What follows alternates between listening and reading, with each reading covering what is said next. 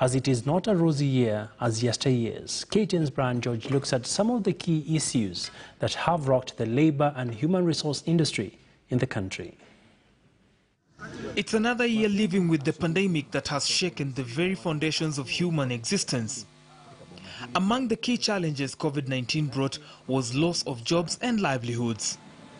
Some careers were declared obsolete, others suspended, and on the brighter side, others saw opportunities to stand the test of time and flourish. And employers too are struggling. Some manufacturers are operating at around 60%. Before it was better at around 70%. Immediately after COVID kicked in, we saw heavy reduction in production capacities, and especially in the category that was referred to as non-essential manufacturers. All this occasioned by slow flow of supplies from manufacturers, logistics and more suppliers, which resulted in lowering of demand for various products.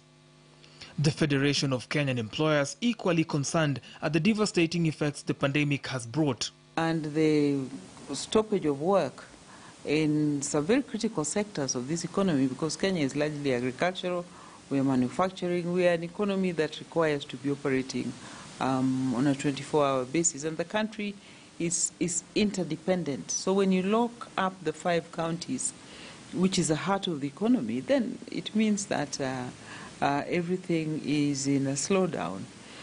According to the Kenya Association of Manufacturers, essential manufacturers and employers are maintaining their workforce, but on shifts even as more employees work from home. From the beginning is that we want to maintain a health workforce that is well facilitated.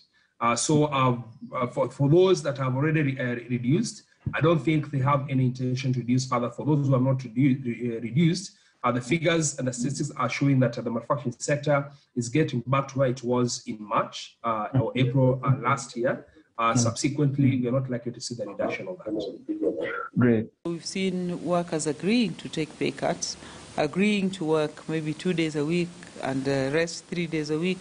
The following week they do 3 days and the rest for 2 days, so that eventually people work half the month, and that is aimed at keeping everybody on the payroll. Technological disruptions will still largely affect the work and organizational culture. Employers hold that the government policy on working from home should be well defined to enable workers work in the right framework and still be productive. Brian George, TNO, KTN News, Nairobi. Well, that's where we want to wrap it up on the business news. Well, thank you for your valued company. Coming up next is our Swahili team with more news from across the country.